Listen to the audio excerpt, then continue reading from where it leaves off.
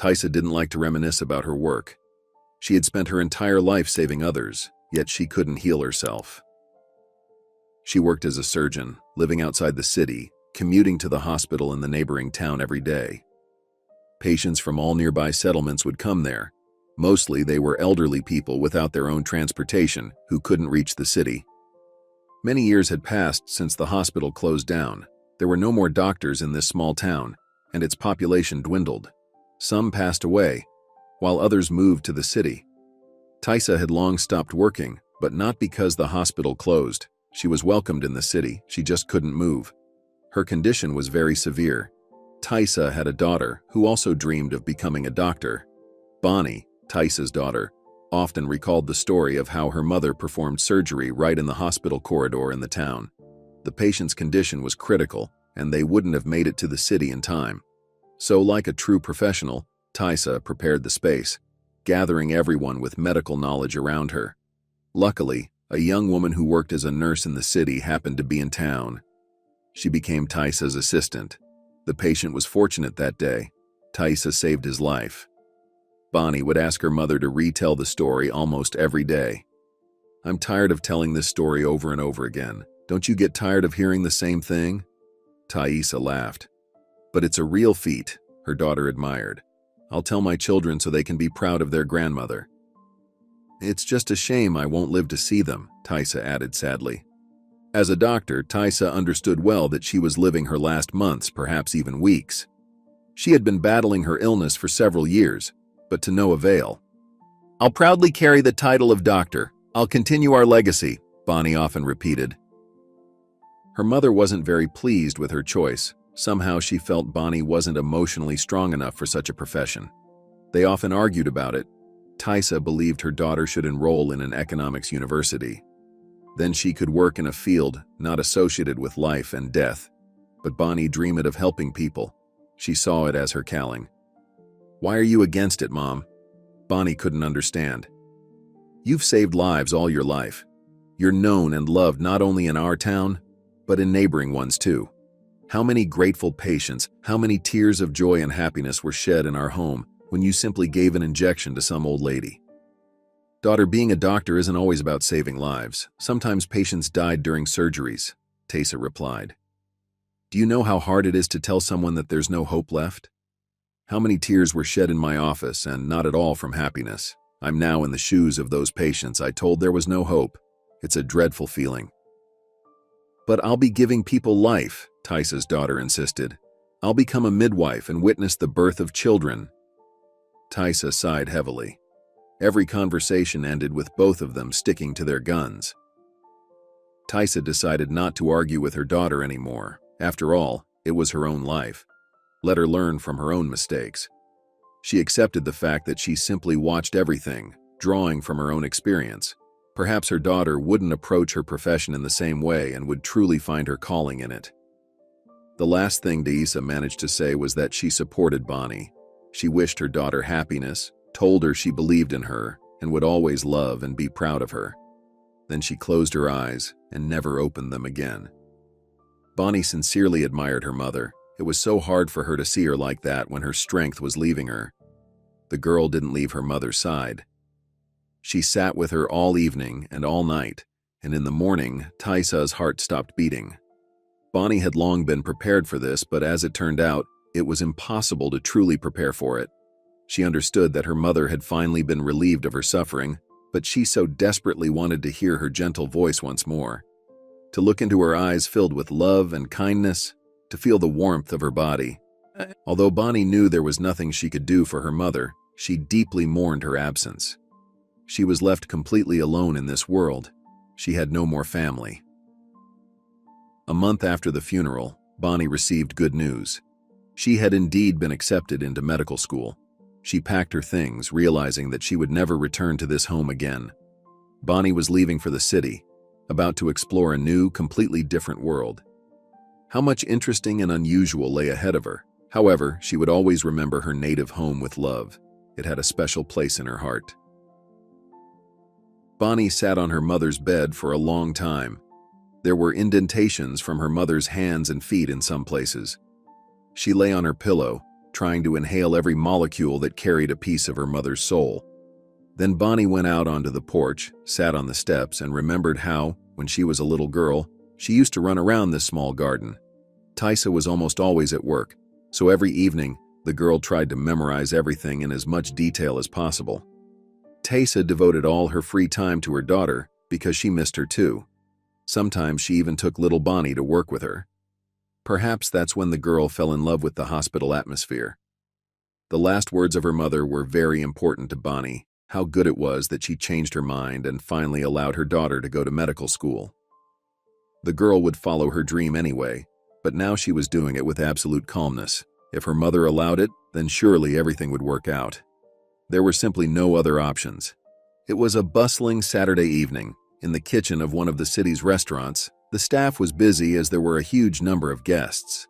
The chefs couldn't keep up with cooking dishes. Waiters brought new orders one after another. "I have a couple at the third table. They've already asked about the salad 5 times, complained waitress Lily. "I'll end up with no tips at all."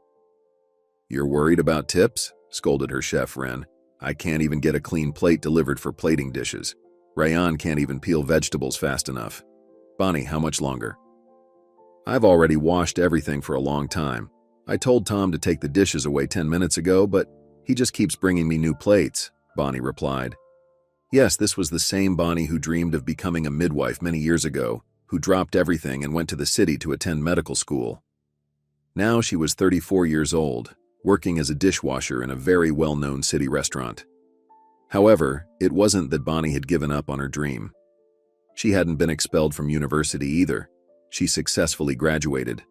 For several years, Bonnie lived and worked happily. She was a midwife. Everything turned out just as the young girl from the small town imagined. Besides fulfilling her dream, she also found her best friend, Margot. Margot also dreamed greatly of a medical career, but could only become a nurse. However, she excelled in this field. Bonnie couldn't understand why her mother was against her becoming a doctor. She loved her job immensely and was happy. Her relationships with colleagues and patients were excellent. But in the end, she found herself in the restaurant kitchen, next to dirty dishes, all because her mother was right, and Bonnie couldn't handle her first defeat. Medicine isn't always about life, sometimes it's about death. Bonnie remembered one November day for the rest of her life. She woke up 40 minutes before her alarm and couldn't fall back asleep. She had a bad feeling in her gut. She had a night shift at work, but before that she needed to go to the hairdresser's. There surely wouldn't be any adventures or mishaps there, but for some reason, Bonnie's heart sensed trouble. Unfortunately, her expectations were met. Bonnie had just brewed herself some tea and cut a slice of bread for a sandwich when suddenly her phone rang. In the familiar melody, she heard anxious notes. She immediately knew that nothing good would come from this call. With trembling hands, she checked who was calling. It was her hairdresser. "I won't be able to see you today," Julia said. "I have a fever. I can either book you with another stylist or reschedule your appointment for the weekend." "Please reschedule it for the weekend," Bonnie replied. Julia apologized several times and thanked her regular client for understanding. Bonnie breathed a sigh of relief. Her day cleared up, which meant she could do some cleaning or something else productive. The main thing was to somehow shake off this unpleasant feeling of anxiety. Let the news of the cancellation of my hair appointment be the worst thing that happens today, thought Bonnie. As soon as she placed her phone on the table, the ringtone disrupted the silence once again. Bonnie answered, now a bit calmer, not even bothering to check who was calling. "Bonnie, come urgently," shouted the hospital manager. "We've got a woman in labor and we can't find Alex anywhere. Can you believe it? He was at his desk half an hour ago, and now he's not even answering his phone calls. We don't have time to look for him. This is a serious case." Bonnie tried to get some information over the phone, but the manager told her that everything would be explained on site. Anxiety and a sense of foreboding engulfed Bonnie once again, a feeling she had struggled so hard to overcome. She quickly changed out of her bathrobe into jeans and a sweater and hurried to the hospital. The door to the maternity ward slammed shut. Bonnie ran into the staff room to hide from everyone. She sat on the floor next to the couch, hugged her knees, and cried loudly. About half an hour later, Louisa, the hospital manager, approached her. "You're not to blame for what happened," Louisa said softly. "We've had talks with this woman before. She was even on our records, but it was all in vain. She showed up for delivery under the influence. But she was a person. In an instant, 2 lives were lost. There was nothing I could do," Bonnie replied tearfully. Less than an hour ago, a pregnant woman and her baby had died before her eyes. Bonnie had never been so close to death before. She had long been prepared for her mother's passing, and she didn't blame herself for it. This time it happened right at her workplace. She was delivering the baby and couldn't save either the woman or her child. "Now it's clear where Alex disappeared to," Louisa tried to change the subject.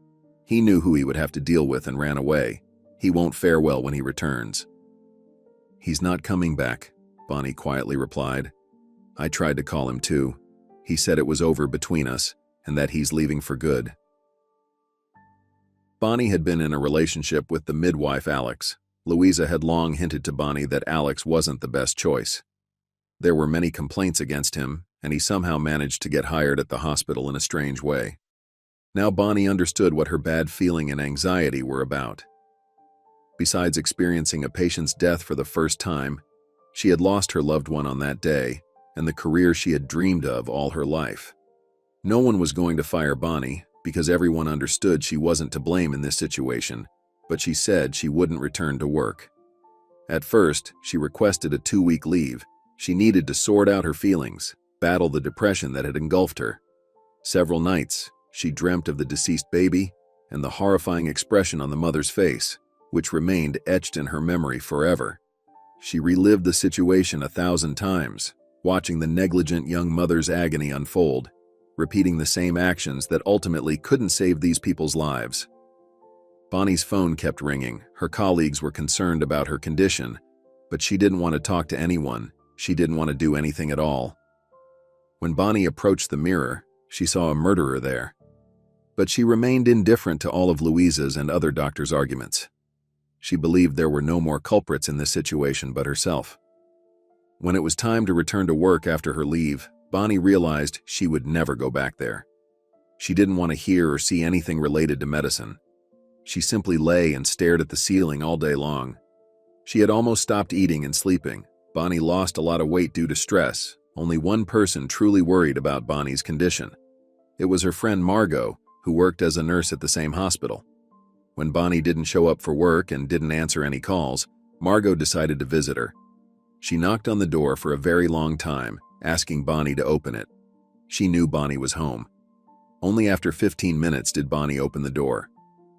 "Oh my God," exclaimed Margot when she saw her friend. "When was the last time you slept?" Bonnie didn't answer. She just stepped aside so her friend could enter the apartment. Then she returned to the spot where she had spent the last 2 weeks, on the couch. Margot slowly walked through the apartment. There were thick layers of dust on the shelves, which used to compete in sterility with a medical office. On the kitchen table stood a cup with moldy tea. Next to it was a piece of bread that had turned into toast. It was the same breakfast Bonnie had prepared for herself on that fateful day when she was called to work. She hadn't cleaned up anything, hadn't even touched the cup with the aromatic drink. Empty chip and cookie packets were scattered around Bonnie. Margot tried to hide her true feelings about what she saw, but she didn't do it well. Eventually, she realized her friend was in severe depression. All Margot wanted was to pull Bonnie out of this terrible state. "Is this what you've been eating all this time?" asked a surprised Margot. "Did you decide to end it this way?" "I don't even remember how all this garbage ended up here. I don't remember ever having these chips and sweets in my house before, let alone eating them," replied Bonnie. Margot sat down next to her friend and hugged her tightly. She said it was time to return to normal life. "People die every day," Margot said quietly, "and among them are children. That's life. There's nothing we can do about it." "Yes, but people don't die in the hospital right in front of a doctor every day," Bonnie replied. "You're mistaken. Doctors aren't gods. If it's someone's fate to die, then so be it," Margot continued to support her friend. "Do you think I haven't faced death? Patients have died on me too.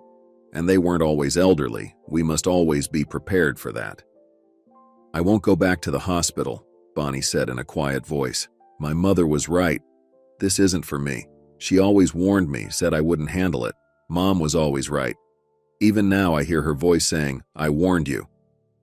Margot was horrified by her friend's words. She knew how much Bonnie had dreamed of this profession, how she admired it when she first entered the hospital ward, how she inspected her workplace, and with what enthusiasm she talked about each of her patients. Bonnie could describe every baby in detail. Margot never understood how she could even distinguish and remember them. "I don't know anyone who loves their job as much as you do," Margot replied. "You were made for this work. Do you remember how much your patients love you? The women who come to deliver their second or third child ask specifically for you to attend their births. Giving it all up because of some alcoholic who ruined herself, it's nonsense. You're just still in shock. Ask for another week off." Bonnie stared blankly and shook her head. She couldn't overcome her inner resistance. Some unknown force in one moment deprived her of the ability to enjoy her favorite job. She didn't know how she would live on, what she would do. Sorely she was only certain that she would never return to the hospital again. "That's too bad," Margot said when Bonnie voiced her intention to resign. "I think Louisa will take you back as soon as you decide." The friends went to the hospital together, Bonnie to write her resignation letter and Margot to support her and stay for the shift.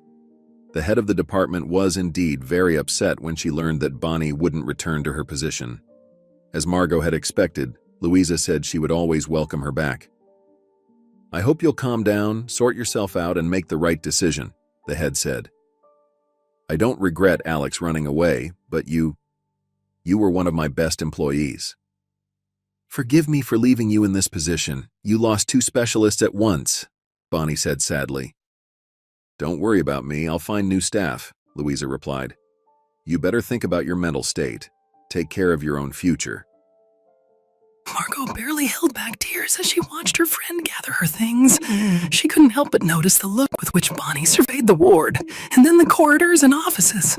Margot asked Bonnie once again to reconsider, saying it wasn't too late to cancel everything, withdraw the resignation, and continue doing what she had dreamed of all her life. "No, I'm sorry, but I can't. This place is not for me," Bonnie quietly replied. The woman left the hospital without looking back. She felt relieved. However, this feeling of freedom quickly turned into a sense of hopelessness. Where could she go now? Where to look for work? The midwife's salary was small, so Bonnie had no savings to live comfortably and take her time finding a new job. But she couldn't even imagine that her fate would be decided so quickly. A small dog ran past Bonnie, dragging a leash behind it, indicating that it had escaped. The girl chasing after it confirmed this. The owner desperately shouted and called for her pet, but it was too scared to respond to her commands. Another second and the fluffy creature would have been under the wheels of passing cars, but Bonnie prevented that. She stepped on the end of the leash, preventing the dog from running onto the road. Just inches away from its snoot, a bus passed by. Bonnie bent down, picked up the leash, and pulled the puppy towards her. "Thank you so much," exclaimed the owner, who had just rushed up as Bonnie managed to pick up the dog. The woman handed the dog back to its owner and smiled. She watched with pleasure as the owner hugged the trembling body of her pet. They were both scared, but now they were together again. "I always dreamed of having a dog like this, but I just don't have time to take care of it," said Bonnie, petting the dog on the head. "If you're not busy, I'd love to invite you for a cup of coffee as a thank you. By the way, my name is Susan," the girl said. Bonnie agreed. She had nothing else to do now and she wanted to distract herself from her sad thoughts. But she couldn't forget about her worries. Susan immediately noticed that her new acquaintance looked very sad. She asked what was wrong. Bonnie didn't want to lie and told her everything honestly. It even made her feel a little better to talk about it. "You know, your story is familiar to me, or rather its main character, if I may put it that way," Susan said when Bonnie fell silent. "Just about a month ago, my classmate passed away. And I know she was pregnant.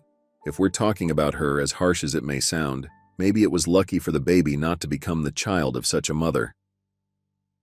Hearing this didn't make Bonnie feel better. She believed there was nothing worse than death. And a mother, no matter who she was, would always remain a mother. Susan told her that her late classmate didn't lead the most righteous lifestyle. "Let's not dwell on that situation. It doesn't matter anymore," Susan said. Bonnie nodded silently. She didn't want to delve back into those memories she had tried so hard to forget for weeks. For a while, the new acquaintances sat in silence. Susan looked pensive. She nervously tapped her foot and fiddled with a napkin in her fingers. It seemed like she was considering something, but Bonnie wasn't aware of her thought process. She wasn't even looking at her. The woman's gaze was fixed on the funny dog sitting on the couch next to its owner, eyeing the dessert. "I believe a cup of coffee is not enough reward for saving Richie's life," Susan broke the silence. "I understand that you're out of work now. I can't promise anything, but I have an offer for you." Bonnie looked at Susan attentively and showed interest in her offer. She said she was currently willing to take any position, even cleaning floors or housekeeping. She wanted to do anything but midwifery. Susan mentioned that her father owned a restaurant and was currently in need of kitchen staff. "Of course, it's not the job you dream of, but he pays his employees well. Plus, a position like that will help you distract yourself from bad memories," Susan concluded. Bonnie said it was perfect for her. She wasn't expecting a great position anyway, and she needed to pay for her apartment somehow. So Bonnie ended up at the restaurant. She had been working as a dishwasher for 6 months now. She wouldn't say she was happy, but everything was fine with her. There was no time to dwell on life and death at work. None of her colleagues even knew that Bonnie had recently been an obstetrician-gynecologist. The salary was indeed good, even better than at the hospital. After her shifts, Bonnie was so tired that she practically went straight to bed as soon as she got home, so she didn't have the opportunity to dwell on sad memories. Now, let's return to the day when there was a terrible hustle and bustle in the restaurant. Lily pressed an empty tray to her chest and leaned against the wall. "Today is definitely a cursed day," she exclaimed. "What could possibly make today's shift even worse?" asked Ren, wiping sweat from his forehead with a paper towel. "Oscar came in with his wife," the waitress replied. "How inconvenient." Everyone in the kitchen was upset except for Bonnie. She had only been working there for a short time and didn't yet know all the distinguished guests of the restaurant. However, she quickly guessed that this Oscar was someone special because no one on the staff had reacted this way to any other visitor. She asked her colleague who the man was. "He's the owner's best friend," her colleague replied. "He loves telling the owner about all the flaws here." "I see. Some angry rich guy," Bonnie concluded. Ren handed the dish to the waitress and then turned to the chefs. He began to give an inspiring speech to his colleagues, trying to convey the idea that they couldn't afford to mess up. But his motivational speech was interrupted by screams from the dining area. Everyone rushed to the door to listen to what was happening, but nothing could be made out. Only the cries of women were audible. Someone was calling for a doctor. "It's just a nightmare," Lily yelled as she re-entered the kitchen. A crowd of employees immediately gathered around her. "Oscar's wife seems to have passed away.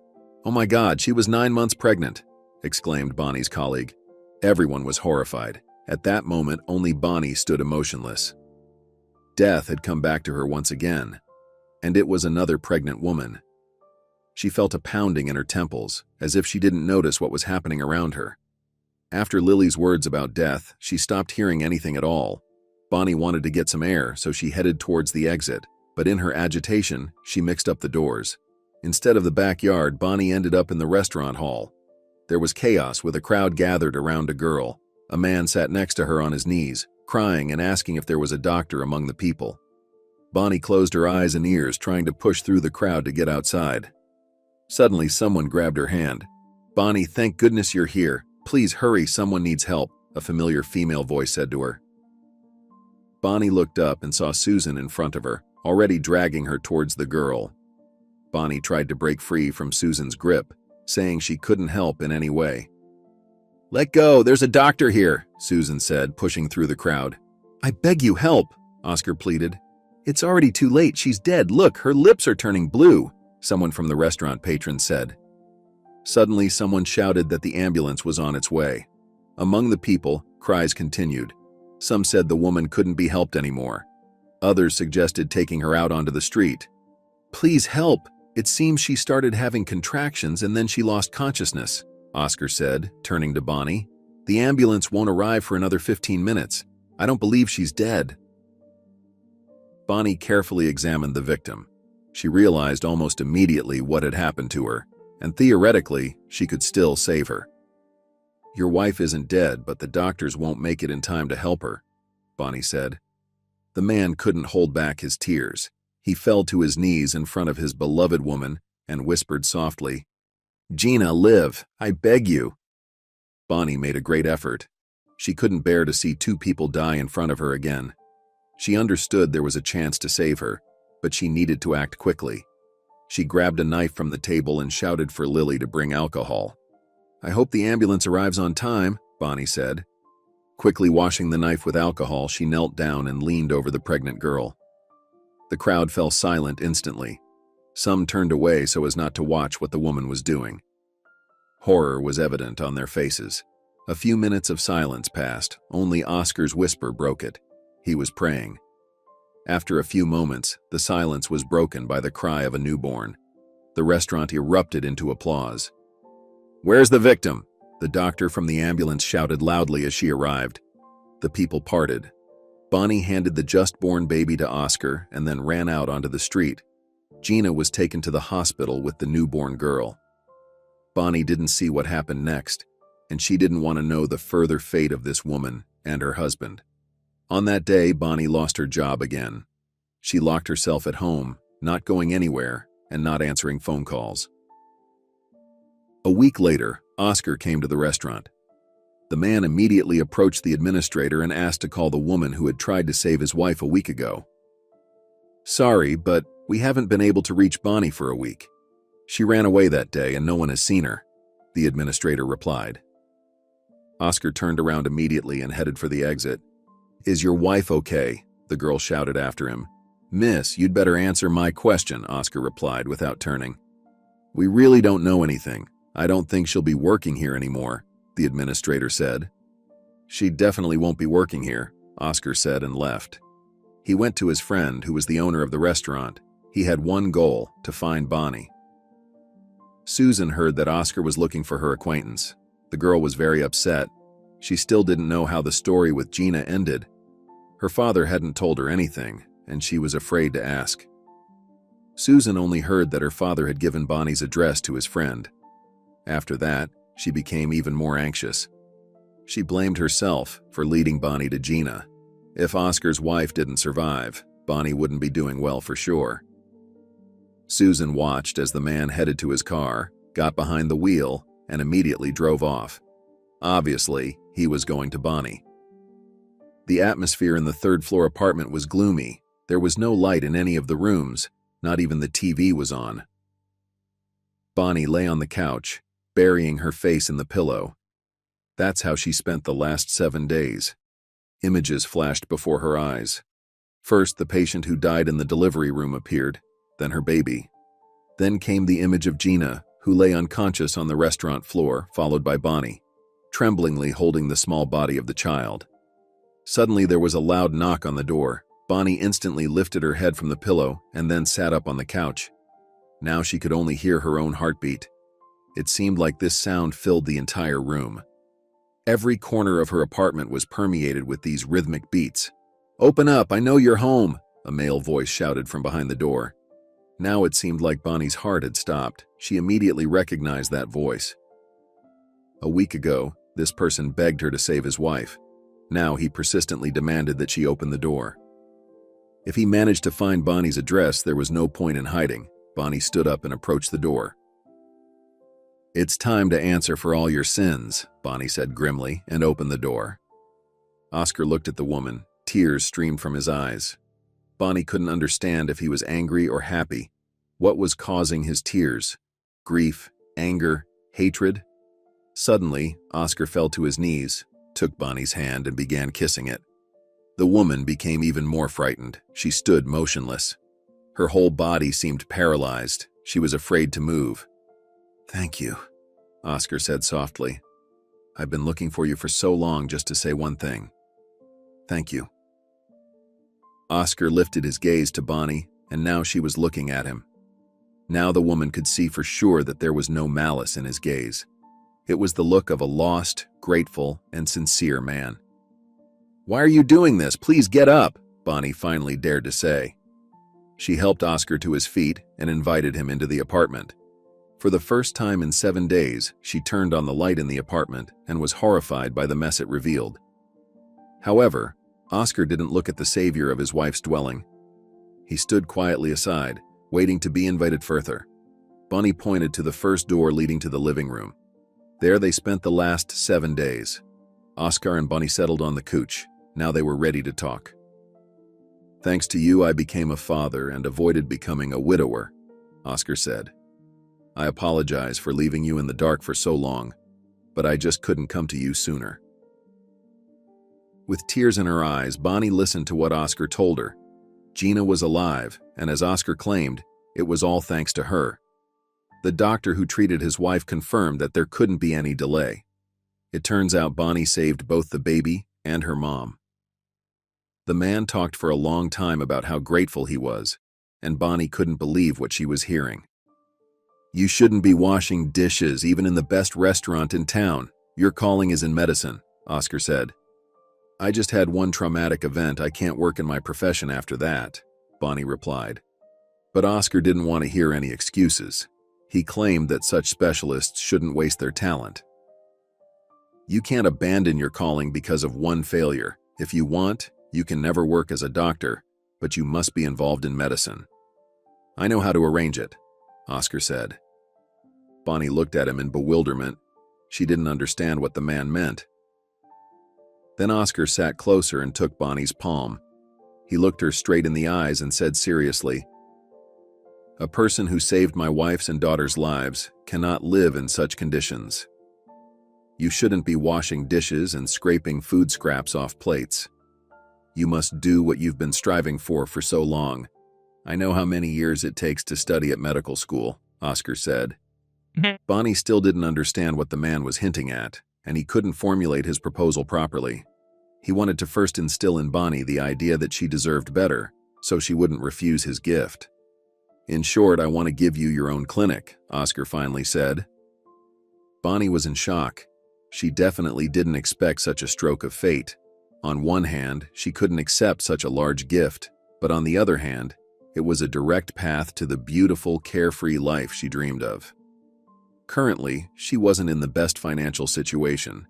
She didn't have much money or work, and medicine was still something she had always dreamed of. But to imagine that one day Bonnie would become the chief doctor, let alone of a private clinic, was beyond even her wildest fantasies. "I won't rush you. Think about this offer carefully," Oscar said. "You should know that such offers are not made twice. I am very grateful to you, so I won't rush you with your decision. Also, I wanted to say that Gina asks you to come visit her. She dreams of meeting you."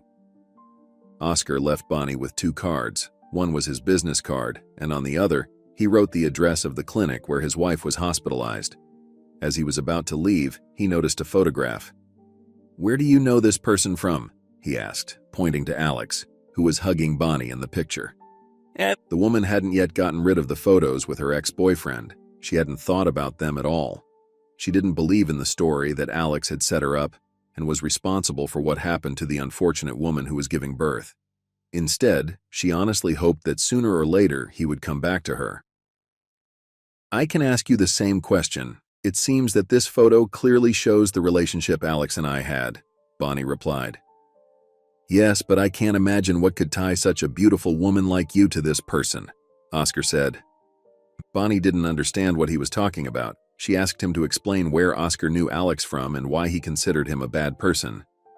"I admit, initially, like you, I was deceived by his friendliness, but over time I learned that it was all a lie," Oscar began his story. "This person once saved my life. However, later I deeply regretted it." Oscar told how once in a cafe he choked on an olive. He was already suffocating when suddenly Alex quickly grabbed him and saved him. Of course, the millionaire couldn't help but thank the doctor. He gave him a considerable sum of money and promised to always help him. "I didn't expect him to need help so soon," Oscar continued. "Several times I bribed the police for him. Are you aware that he hit someone with his car? Not fatally, fortunately. If it had been fatal, I wouldn't have been able to help him. Several times I paid bribes for him because your beloved liked to drive drunk." "I think we are talking about different people," Bonnie said, astonished. Of course, she had been a bit naive. The woman had often seen her beloved behind the wheel while intoxicated. She always scolded him for it. She also knew he had been involved in some unpleasant situations with the police. But Alex always lied to her, saying he was mistaken for someone else. Bonnie believed him because he never faced any consequences, which meant he wasn't guilty of anything. But his final wish shocked me, yet I agreed because he promised never to bother me again. Oscar continued his narrative. "And now I feel like I'm also to blame for you deciding to leave your beloved profession." The man fell silent. It was evident that speaking was difficult for him, but he couldn't remain silent. After several minutes of tense silence, Oscar finally revealed what Alex's last wish had been. It turned out that a pregnant patient had approached him with a very unusual request. She was in her last month of pregnancy and suddenly decided she didn't want to be a mother. The girl asked to somehow get rid of the baby. Of course, he was shocked, but the girl was difficult. Although she led an improper lifestyle, she had enough money, Oscar said. She offered your Alex such a sum that he no longer cared about any moral principles. Your young man loved money very much. In short, he injected her with some medicine to make the baby stillborn, but realized that the girl would also get her dose of poison. Alex asked me to arrange his escape from the country. Your Alex is now basking under the hot sun on the islands, but even I don't know how his fate turned out. I suppose it's not bad, as he managed to earn quite well from his schemes. Bonnie was in shock. The girl who died on her shift indeed had some substance found in her blood, but no one paid attention to it because everyone knew she wasn't a virtuous lady. It turns out Alex deliberately set up Bonnie. After all, that time could have ended very badly for Bonnie. The woman held back tears. It was painful and heartbreaking, but she held on. What hurt her the most was that she sincerely believed in this person, even after Louisa told her that Alex probably deliberately ran away. She believed him and waited for the day he would return. Oscar watched as Bonnie's emotions shifted across her face. At first, her expression reflected surprise. Then she appeared distressed. "You won't have to wait for my decision, because you're right. I've always dreamed of being a doctor, specifically an obstetrician-gynecologist. I can't see myself in any other profession," Bonnie said. "And although I never dreamed of a career as a chief physician, I agree to accept your gift." "I'm glad," Oscar replied. "You couldn't have made a better decision." They shook hands and said their goodbyes. After the man left, Bonnie finally let her emotions loose. She immediately burst into tears and collapsed face first onto the couch cushion. Bonnie screamed and pounded her fists against the soft surface of the couch.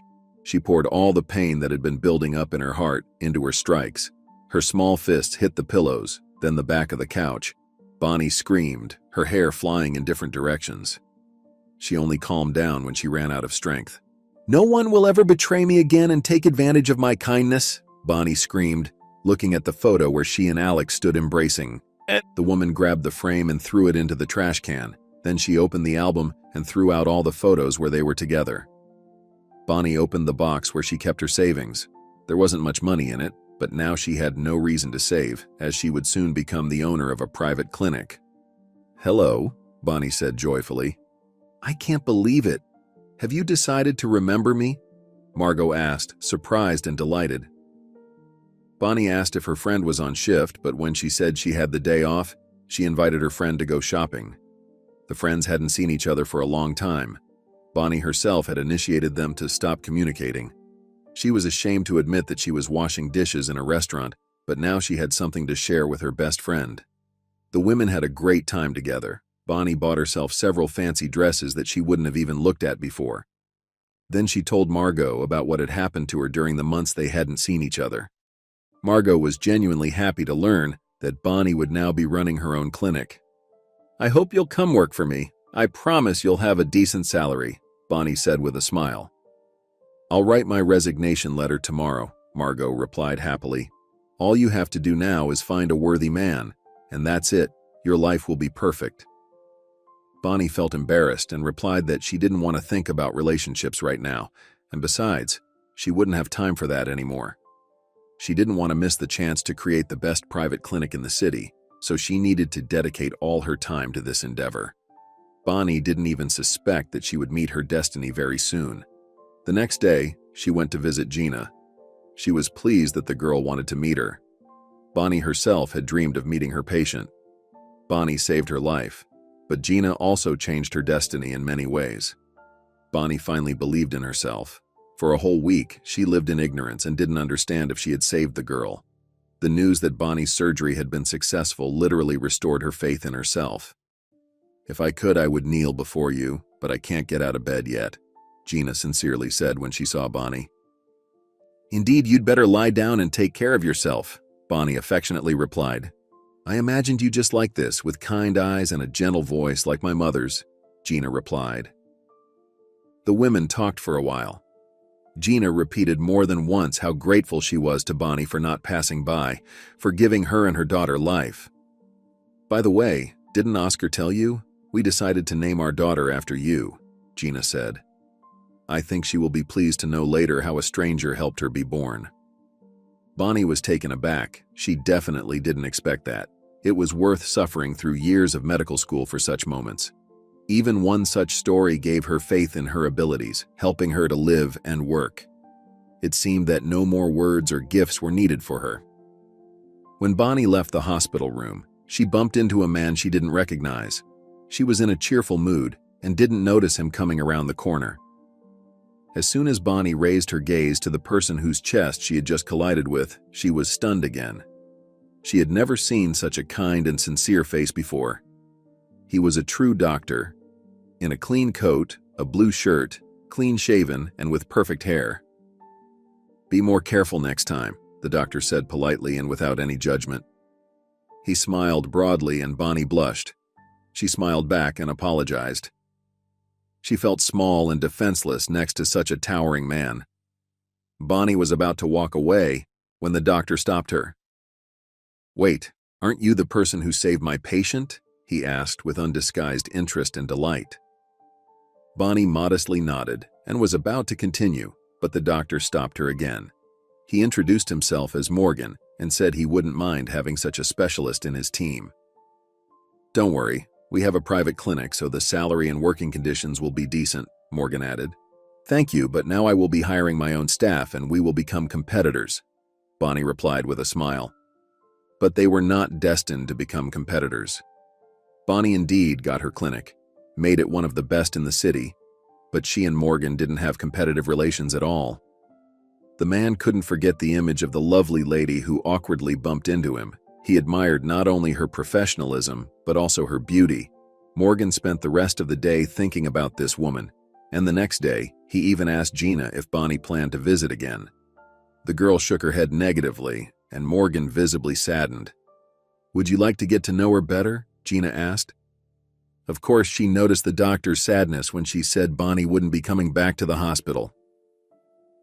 "I just wanted to discuss some work-related matters. Performing such an operation without proper conditions is true professionalism." Morgan tried to lie, but he failed. Gina noticed fear and embarrassment on his face. She immediately guessed that her doctor was very fond of Bonnie. "I can share her phone number with you so you can ask your professional questions," Gina said. Morgan became even more flustered, but nevertheless agreed to take the number. Then he quickly thanked his patient and hurried to leave her room. Gina chuckled kindly as the doctor hurried away. He even accidentally caught the edge of his coat in the door and did it twice before finally managing to leave. "What a sweetheart," Gina concluded and turned to the window. The girl admired the sky, and then they brought her daughter to her. Little Bonnie looked very much like Oscar. What emotional calmness and joy Gina felt at that moment.